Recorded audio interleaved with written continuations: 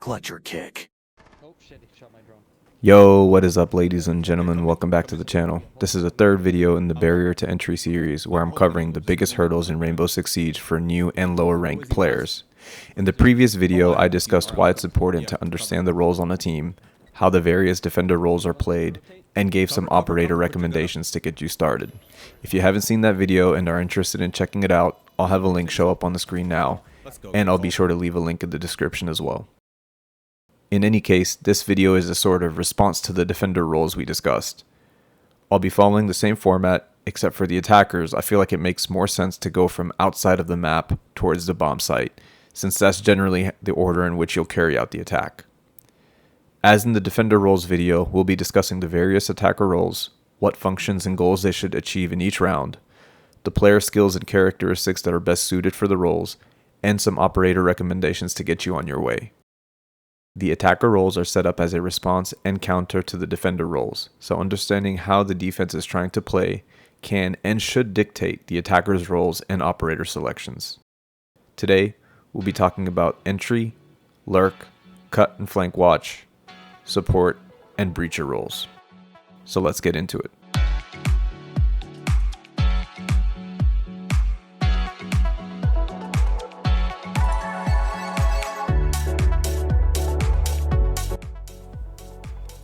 Using the same example as in the previous video, we're using Clubhouse as the map and the second floor cache and CC rooms as the bomb sites. Let's start off by talking about the entry role, since this is generally the first player to enter the building on attack. This role is basically the direct counter to the defense's deep roamer. The primary functions of the entry player are to spearhead the push to the site and take map control. The entry role will try to achieve those functions by eliminating roamers or pushing them back towards other attackers. As an entry, you won't be doing this by yourself, since you'll need to keep your sights up, reacting to intel from your support or breachers, as they should be the ones actively droning for you. I cannot stress the importance of droning, as it's the main tool that differentiates attackers from defenders. Yes, the defenders have cameras, but those are in fixed locations. Attackers have live cameras that can be moved and hidden, and they have to take advantage of that utility. On that note, I do plan on creating a separate video dedicated to droning within this series. As an entry, your goals are to be the pace setter for the attack. The earlier you can clear roamers and take map control, the earlier your team can set up around the site and get prepped for a push onto the site. You absolutely cannot afford to bait, and yes, we all know some master baiters. Your kills and deaths need to be purposeful. Fair warning, don't expect to be alive at the end of the round, because your life is better served clearing as much ground for your team as possible, even at the cost of your own life. Alright, in this clip I'm playing solo queue on Emerald Plains and we're attacking one of the second floor sites. Since I'm playing solo queue, I don't really have anybody droning me in, so I use my own drone to clear the initial area that I plan to enter from. And then I also check the immediate stairwell that I want to push, because I don't want to get into the building only to get back on my drone, where I'm going to be very vulnerable. I noticed there's a player trying to play upstairs, and I'm pretty confident he didn't see my drone. So I quickly push and use Zophia's underbarrel stun grenade and push him aggressively. I pick up the kill since the defender put himself into a really bad spot. As I was passing by the doorway, I noticed that I was getting shot at. So I don't reload, I keep my gun up, and I get ready for my next engagement. I set my crosshairs at the head level, where I'm anticipating the enemy, and I end up picking up a second kill as he pushes through that doorway. You see, even if my other teammates hadn't picked up kills at this point, we would have been in a 5v3 or a 5v2 situation with control of the area right outside of the objective. That would have given us a huge advantage. We would have been able to get the site walls open and go for a plant, or we would have been easily able to trade ourselves out for kills and win the match that way. The most important skills you need to be an effective entry player are gun skill, movement, and map knowledge. The first two are probably pretty obvious, but map knowledge is important as well, as the person droning you in will be giving you callouts and you'll need to be able to comprehend those and act accordingly. The main characteristics of a good entry player is that they're fearless. They are the ones aggressing, creating the gunfights, and oftentimes have to push into rooms blind and react. Remember, no baiting. Your team can't afford for you to spend 1 minute holding an angle because you heard some footsteps nearby. push the engagement and try to take the map control as quickly as possible. Some entry operator recommendations I'm going to make are Ashe, Jackal, Deimos, and Yana. Ashe is notorious for being one of the best entry fraggers in the game. She's a fast operator and has a really solid AR selection. Her gadget allows her to breach soft walls from a distance, so she can create longer angles for herself and flush out roamers. Jackal's ability allows him to see footprints on the ground and can track the opponent's position using those footprints. Even if he doesn't track the footprints, he can know if somebody has been nearby, making him great for clearing roamers and taking map control. Deimos is a little similar to Jackal, except that Deimos can track anybody who has been previously spotted. Once Deimos decides to track somebody, his own position is also revealed to the defender. Yana is a great entry fragger because she's able to create a holographic clone of herself and use that as her own personal drone. The hologram can be shot and destroyed, but this can help Yana clear rooms by herself. You can also trick the enemy by pretending to release your hologram, but push your actual character instead.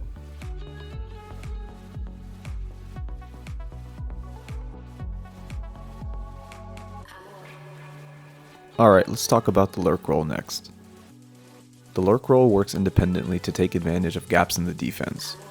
Even though they work independently, they are still playing off of the rest of their teammates. They could find an opportunity to pinch a roamer with their entry player and get an easy kill, or they may find out that the defenders aren't securing an area, so they can quickly take map control and help create an alternate push. At the end of the day, the Lurk player should try to stay alive as long as possible to keep the pressure on the defenders. If the defense knows there's an attacker in a certain part of the map, they won't easily be able to navigate through that area. Think about maps where defenders commonly run out to get kills on attackers that are repelled on windows. If a Lurk player has made entry, and the defenders are aware of that entry, they won't be able to easily push or make that run out, or they'll get easily picked off by that Lurk player. Okay, in this clip, my friends are already working on a push to get the main wall open. I've only played this map a couple of times, so I don't know it very well. I toss my drone in through this door, and see that this wall looking into the site is left soft, and has footholds shot out. My teammates are already doing a pretty good job of working the main wall, so while I'm droning, I realize the defenders aren't paying attention and have their backs to that door. I figured I could at least get an easy kill, which would take pressure off my teammates at the main wall. I drop in and immediately prone to look through the footholes and see the two defenders not even looking at me.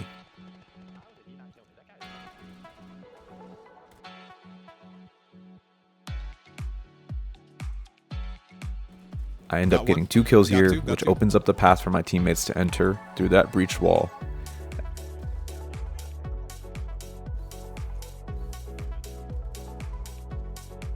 I'm tossing smokes as well. Everything's smoked out. We can plant. Oh wait, the door's on. At this point, the round is pretty much a wrap since we're able to get the diffuser down and just hold angles. I've got doors up. Some skills you'll need to play the Lurk role effectively are good droning, which could include some good pre-placed drone spots, awareness, and court mapping. You need to be able to visualize what your teammates are doing through comms or where they are positioned around the map, and then be able to act on it. The main characteristics of a Lurk player is patience. You won't necessarily be creating engagements like the entry role, but you'll need to be patiently looking out for opportunities to make that X Factor play. Some operators I recommend for playing the Lurk role are Dokkaebi, Lion, Nook, and Zero. Dokkaebi is able to give defenders a phone call to give away their position. She can also hack defender cameras through the phones dropped by dead defenders. She's also great to help entry players flush out roamers as well. Lion uses a scanning tool to ping locations of any defenders that are in motion. This is a great way to work with entry players to keep roamers still for a few seconds while the entry player is able to swing the corner. Nook uses her ability to go undetected on defender cameras, making it difficult for the defenders to pinpoint her location. Zero can shoot cams into walls and ceilings, making him an effective Lurk player since Lurkers are operating independently. He can use his cams to identify a gap in the defense and then take advantage of it.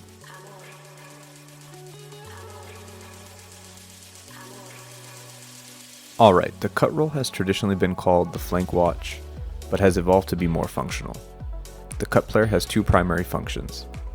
The first being to cut roamers off from rotating back to the site when they are droned out or when the entry players push them back to the site. The cut player should be playing on a window or a doorway that provides a long angle to pick off the roamer as they're trying to make their way back to the site. Think about the big windows on Bank or the dragon window on Skyscraper. Those angles almost cut the map in half, greatly increasing the chance that a roamer will come across the cut's path. The second function of the cut player will be to be a flank watch once the support and breacher are ready to take the main wall to the site. This is especially critical if your team knows there is a roamer off-site that hasn't been dealt with. Your goals as a cut player are to work with your entry players to pick off roamers, protect and secure the map control that your entry players have worked hard to get, and lastly, protect the support and breachers from getting flanked while they open up the main walls to the site.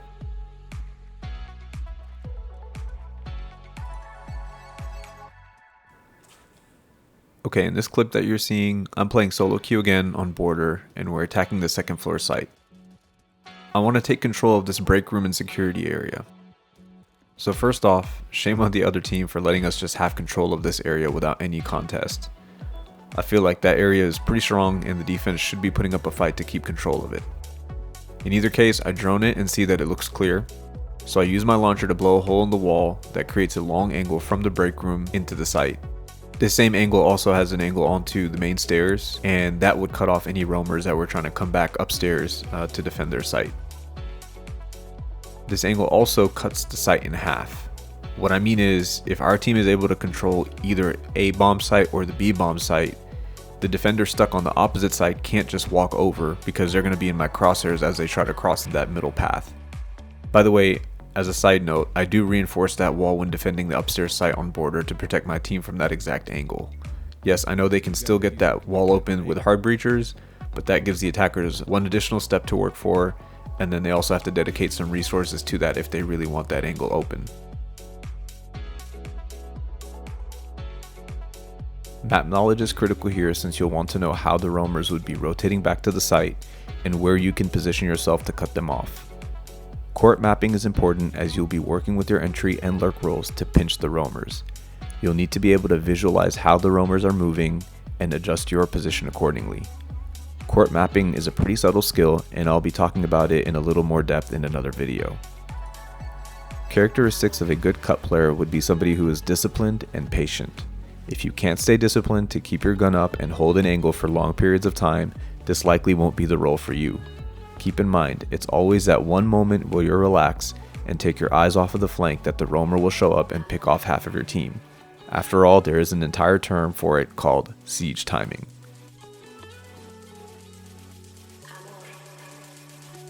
Some of the operators I recommend for the cut player are Gridlock, Nomad, Rora, and Grim. Gridlock can throw her track stingers in common flank routes to deter roamers from flanking. The stingers can be destroyed by defender bullets or explosives, but that would provide Gridlock with sound cues to know when a defender is nearby. Nomad can shoot her air jabs from her launcher. If the air jab detonates, it knocks the defender back and leaves them vulnerable for a few seconds. The air jabs can be shot or destroyed by explosives or bullets. Rora can shoot her gadget into doorways, creating a metallic door that defenders can't automatically walk through since they have to wait a few seconds to have the door opened. Be aware that defenders can destroy the door with impact grenades. Lastly, Grim shoots a swarm of electronic bees in a specific area. If a defender makes contact with the bees will notify the attacker of that defender's position and will continue to ping their location for a specified duration.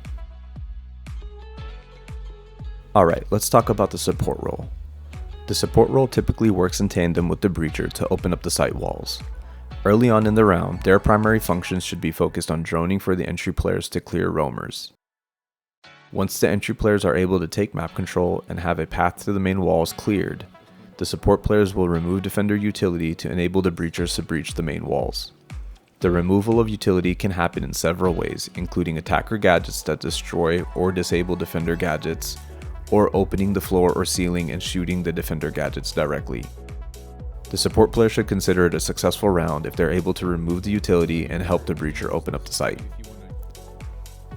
In the clip you're watching, my team is attacking on Clubhouse and we're attacking the cache and CC objectives on the second floor. I'm playing Thatcher, and I know my main goal is to help remove defender utility from the main wall so that our breacher can get the wall open. The second floor sites on Clubhouse are a little bit unique because they both have exterior walls, and they aren't very difficult to get open as long as you have the right operator selection.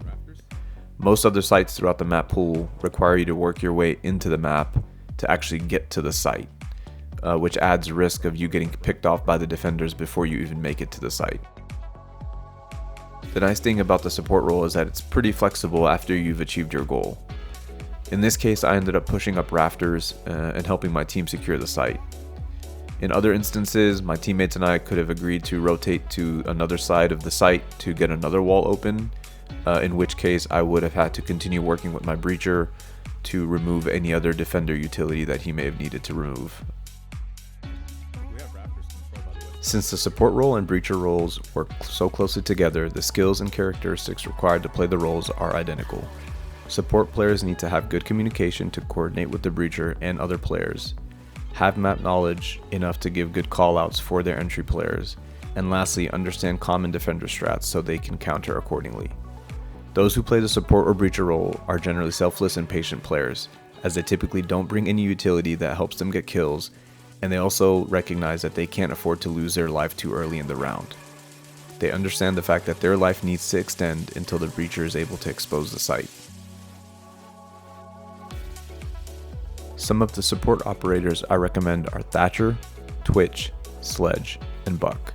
Thatcher is equipped with EMP grenades that disable electronics for a period of time. It's critical that Thatcher works with the breacher to ensure the timing of the EMP grenade will allow the breacher enough time to place and detonate their breaching device before defenders can put down any new gadgets. Twitch can use her drone to destroy defender gadgets. Her drone can be shot by defenders, but her drone is still pretty impactful since she has the potential to destroy defender gadgets without exposing herself to risk. Sledge can use a sledgehammer to destroy walls and floors.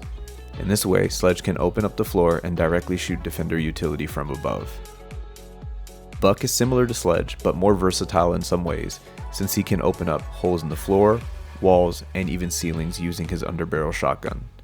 Similar to Sledge, once Buck opens the floor or ceiling, he can directly shoot and destroy defender gadgets. Alright, last but not least, let's talk about the breacher. The breacher role is probably the most important role on the attack, as the breacher will perform very critical functions. Firstly, the breacher will typically be the IGL or in-game leader. They'll work with the other team members to coordinate how the site will be taken, where to push from, what parts of the map to control, and what operators may be required to execute the plan. At the beginning of the round, they will spend more of their time droning for entry players to clear roamers. This aspect is very underrated and something that I don't think is implemented enough in ranked matches. Without clearing roamers or having map control, breaching the site will be very difficult. It also doesn't make sense for breachers to be the ones entering the map early on, because if they happen to get killed, the entire balance tips in favor of the defenders. Once some ground has been taken and the entry players have some map control, the breachers will work with the support players to open up the site walls. If they're able to achieve that, the breacher has completed one of their most important goals in the entire round. Opening up the site walls creates more angles for the attackers to push from. With more angles and openings available to the attackers, the defensive anchors cannot simply hold angles onto one or two doorways. Without openings, the balance of the match shifts so much further towards the defenders since they have the luxury of time and the advantage in every gunfight, because the attackers will have no choice but to push into limited entry points around the site. This makes it near impossible to actually get a plant down successfully and flip the time constraint onto the defenders. This is also why the other main goal for the breacher is to stay alive for the entire round and plant the diffuser once the attackers have enough site control. As long as the diffuser is in the hands of an attacker, there is always a chance to win the round, and the breacher needs to keep that chance alive for their team. Legion dead. Cover. I am showing two different rounds in the same match. I was playing solo queue on Cafe here, and I'm not sure if anyone was actually using their mics. In the first round, I did a great job impacting the match through my droning. I was out on the roof and I used my drone to give pings and callouts to my teammate. I was also able to pick a kill and then get the plant down. Unfortunately, the defender made a great play and we ended up losing the round. In the second video, I'm demonstrating how important it is to stay alive for the whole round and why getting to plant the diffuser is the ultimate play for the attackers, because it completely flips the match. Once the diffuser is down, the roles are reversed and the defenders become attackers, since they're the ones with the time constraint and they have to move towards the objective to win the round. All the while, the attackers can sit back and hold an angle. I got into the building about a minute into the round because I saw my teammates were flooded on the bottom floor and I felt comfortable that we had enough control of that side of the map. I got my breaching charge onto the reinforced wall pretty early, but I didn't detonate it because I was waiting to get support from my teammates to make a push into the site after getting the wall open. The other thing you have to consider is once the wall is open, it is open for both attackers and defenders. If I opened that wall and then walked away, the defender could have used that breach to leave the site and pull off a flank. That's why I chose not to breach the wall until I felt that we didn't have too many options left for the push.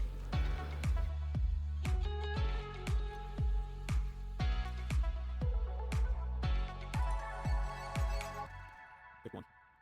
Last two probably on site.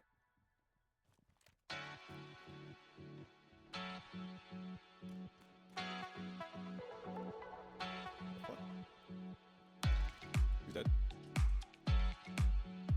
Last in sight. We don't have a whole lot After of time. picking up a couple kills, the match ends up in a 2v1 with 15 seconds left in the round. At that point, we don't have much choice but to push the objective. I smoke off the entry and get a plant behind the bomb chassis. I pick that spot as it shields me away from the other side of the objective. It's also important to try and start the plant before the time expires because if the defenders see that the round is extending past the time, they know that the attacker is planting and is completely vulnerable. They can freely push and pick up an easy kill on the attacker planting the diffuser. Once the case is down, it's generally not a good idea to sit on top of the case, so I quickly ran out of the breach that I created earlier. At that point, I knew the defender was the one who would have to make a play, and I just held an angle at the breach until he exposed himself. Let's go. The skills and characteristics required to play the breacher role are identical to that of the support role, but with a greater focus on the communication and then the attacker and defender strats, since the breacher is typically the IGO. The breachers I recommend are Thermite, Ace, Hibana, and Maverick. Thermite's exothermic charge creates a large opening in reinforced walls, but he has to be up at the wall to place the charge. Thermite's exothermic charge can be applied to walls, floors, and hatches. Ace can also destroy reinforced walls, but his gadget creates medium-sized openings, but can be applied from a throwing distance. Ace's gadget can be utilized on walls, floors, and hatches, although only a small opening can be created when using the gadget on floors. Hibana uses her pellet launcher to create various sized openings in the walls, hatches, floors, and ceilings.